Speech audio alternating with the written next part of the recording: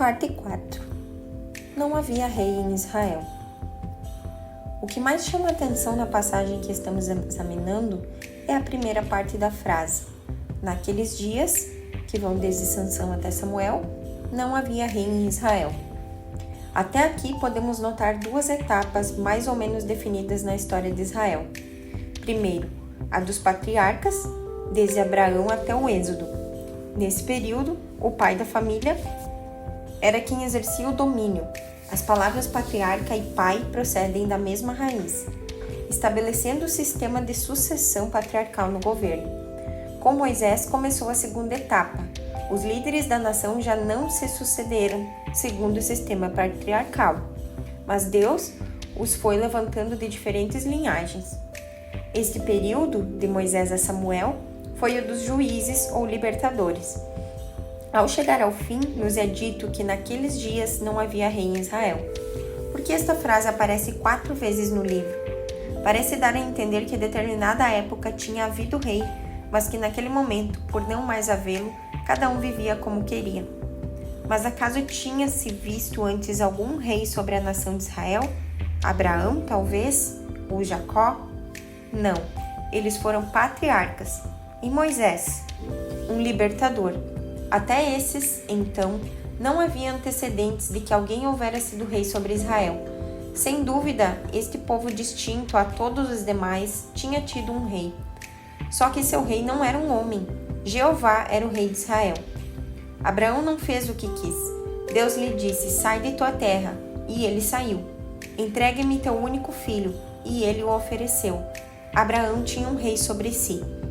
Moisés não conduziu a nação como tirano ou ditador. Cada vez que abriu sua boca foi para dizer, assim falou Jeová. Moisés o reconhecia como Deus de Israel. Ele somente era seu ministro. Entrava em seus aposentos, recebia os seus mandamentos e ia transmiti-los ao povo. Moisés se submeteu à autoridade que este rei exercia sobre a nação. A teocracia. O sistema de governo no qual Deus se constituiu soberano denomina-se teocracia. Essa palavra vem da união de duas palavras gregas, theos, Deus, e kratos, domínio. Quer dizer, o governo, o domínio de Deus. Esse é o sistema que Deus elege para Israel. Deus, porém, governa dessa maneira enquanto o povo assim o quiser. Quando esse se rebela, não há mais teocracia. Chega um momento em que não há profeta, não há um único homem que entre e fale com Deus. Não há ministros ungidos. Não se ouve a voz de Deus e o povo vive como quer. Não havia, portanto, rei em Israel. Daí a anarquia em que viviam a nação e os indivíduos. É nesse contexto que surge Samuel, o último dos juízes. Então, uma vez mais, através dele, começou-se a ouvir a voz de Deus. Samuel, Samuel. Quem me chama? É algo tão incomum em seus dias Deus falar, que leva algum tempo para ele entender que é Deus quem o chama. Samuel não é só juiz, mas também profeta de Deus. Ele quer retornar à teocracia. Começa a orientar o povo dizendo, assim diz Jeová, saí à batalha. Ou ainda, Jeová disse, não saiais. Samuel procura que Israel viva outra vez sob o reino de Deus e durante certo tempo o consegue. Jesus é rejeitado como rei. Depois de alguns anos, Israel novamente quer livrar-se da teocracia. Então os anciãos todos de Israel se congregaram e vieram a Samuel a Ramá. Os anciãos se juntam e combinam, devemos fazer algo. Samuel nos diz a cada momento, assim diz Deus. No tempo de nossos pais não era assim, cada um fazia o que queria. Não era melhor daquele modo? Até quando vamos tolerar essa história de que Deus disse isso ou disse aquilo? Por que não lhe propomos uma troca? Chegam a um acordo, vão a Ramá e chamam a Samuel. Um deles toma a palavra. Honorável e respeitável profeta Samuel, nós, os anciãos do povo de Israel, reunidos de comum acordo, queremos expressar-lhe nossa gratidão pelos serviços prestados até aqui. E devido à sua avançada idade, concordamos em conceder-lhe aposentadoria. Estamos muito gratos por tudo, porém, antes de seu afastamento, gostaríamos de solicitar-lhe um último favor. Samuel, surpreso, aguarda o pedido. e lhe disseram: Vê, já estás velho, e teus filhos não andam pelos teus caminhos. Constitua-nos, pois, agora um rei sobre nós, para que nos governe, como tem em todas as outras nações. Ao ouvir isso, o profeta fica muito contrariado.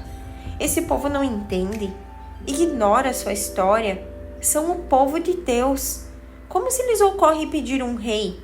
Seu coração está magoado e dolorido. Samuel vai orar, buscar a Deus. De onde saiu isso? Como eles podem pensar assim? Eles disseram: um rei como nas demais nações.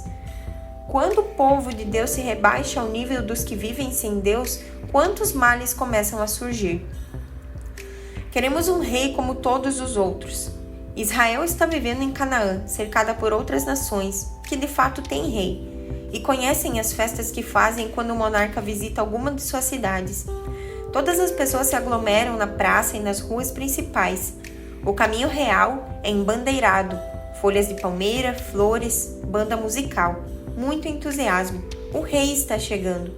Logo aparecem 2 jinetes. São os arautos do rei. Soam as trombetas. Atenção! O rei está chegando. Ao longo começa a aparecer uma carruagem que avança pelo caminho real. Aproxima-se. É branca e está muito enfeitada. Vem puxada por belos cavalos. Sobre a carruagem há um trono. Sobre o trono um rei. E sobre a cabeça do rei uma coroa. A multidão comemora, agita as mãos no alto, aclama com júbilo. Viva o rei! Os músicos executam a marcha real. É fabuloso ter um rei. Porque todos têm e nós não? Samuel, queremos um rei como nas outras nações. Samuel, dá-lhes o que pedem, porque me têm desprezado. Porque em outras palavras tem dito: não queremos que este reine sobre nós. Pedido um rei humano, tem pretendido disfarçar as suas intenções. Porém, em verdade, não querem que eu reine sobre eles. Um rei conforme o coração do povo. Então é ungido o primeiro rei sobre Israel, Saul. Já que o povo quer assim, Deus lhes dá um rei conforme o coração deles. Um rei formoso, de belo físico e muitas virtudes, jovem, de excelentes condições. Assim é Saul. Quem ler sobre o início de seu reinado ficará muito bem impressionado com ele. Reúne todas as condições humanas exigidas para o cargo. Mas já no 2º ano de seu reinado, quando Jonatas, seu filho, ataca a guarnição dos filisteus e os põe em fuga, Saul faz um comunicado a todo Israel. Saul atacou o exército dos filisteus. É uma mentira. Jonatas o fez, mas ele quer a glória para si, quer ser aclamado pelo povo. Isso não é tudo. Seu problema baseia-se em que, ao converter-se em rei, quer agir de forma independente e seguir sua própria cabeça. O profeta, que representa para ele a voz de Deus, disse-lhe: não ofereças tu o sacrifício. E Saul espera 7 dias. Como Samuel se demora, Saul desobedece e oferece ele mesmo o sacrifício. Quando Deus diz não, Saul diz sim. Então disse Samuel a Saul: procedeste neciamente em não guardar o mandamento que o Senhor teu Deus te ordenou. Pois teria agora o Senhor confirmado o teu reino sobre Israel para sempre. Já agora não subsistirá o teu reino. O Senhor buscou para si um homem que lhe agrada e já lhe ordenou que seja príncipe sobre o seu povo, porquanto não guardaste o que o Senhor te ordenou. Mais tarde Deus disse a Saul: mata todos, animais e homens. Samuel, porém, desculpa-se e por iniciativa própria perdoa a alguns. Agora que Deus diz sim, ele diz não. Isto é, fazer o que se quer. Nisto consiste o maior pecado. Saul é rejeitado. Deus rejeita Saul como rei de Israel. A ele e a sua descendência, ainda que continue governando por mais alguns anos. Por quê? É tão grave o que ele fez? Sim, quis fazer sua própria vontade. Triste a história de Saul, ungido e pouco depois rejeitado. Finalmente, atormentado por demônios e cheio de ciúmes homicidas contra Davi, termina sua vida fugindo de seus inimigos. Não há voz de Deus para ele, vive em conflito e em tormento interior. Acaba encurralado por aqueles que o perseguem. Em pleno campo, ferido e a ponto de perder a batalha, diz a seu escudeiro: arranca a tua espada e atravessa-me com ela. O escudeiro não se atreve, e visto que por seu orgulho não admite ser morto pelo inimigo, crava o punho de sua espada no chão e se lança sobre ela. Assim termina a vida de um homem que quis viver como melhor lhe parecia, não reconhecendo o Senhor como a autoridade suprema de sua vida. Um varão conforme o coração de Deus. Enquanto Saul ainda vivia, Deus disse a Samuel: levante-se, pegue o chifre, enche-o de azeite. Hoje irás ungir a um varão como rei de Israel, conforme quer meu coração. Mas, Senhor, se Saul ficar sabendo, me matará, replica Samuel. Vá, ordena o Senhor. Aonde, Senhor? Responde com obediência Samuel: à casa de Jessé. Jessé? Sim, um de seus filhos será o rei. Um filho de Jessé? O filho de um camponês vai ser o rei? Vá, determina Deus. E Samuel vai a Belém, a aldeia onde vive Jessé. Bem-vindo seja, profeta Samuel. O que eu traço por aqui? Diz Jessé. Uma ordem de Deus. Quero que faças passar teus filhos diante de mim, porque Deus me ordenou que unja a um deles como rei de Israel. Surpresa e excitação no coração do pai. Como assim? Um dos meus filhos, ungido rei? Hoje? Ele não cabe dentro de si. Sai em seguida em busca de um dos rapazes. A quem chamar? Qual será o melhor candidato? O primogênito, é óbvio. Tem tudo para ser rei. Jessé chama então ao filho mais velho. Quando Samuel o vê, não pode ocultar sua satisfação. Sem dúvida é esse. Que belo rapaz. Porém Deus lhe fala: não é ele. Porque o homem vê o que está diante de seus olhos, mas Deus enxerga o coração. Não é esse, declara então Samuel. Que estranho, pensou o pai. Eu achava... Bem, seguramente é o segundo. Entra o segundo filho e Deus volta a dizer não. Passam o terceiro, o quarto, o sétimo e um após outro o Senhor repete não. Jeová não escolheu estes, disse finalmente Samuel, e Jessé estanca, confuso.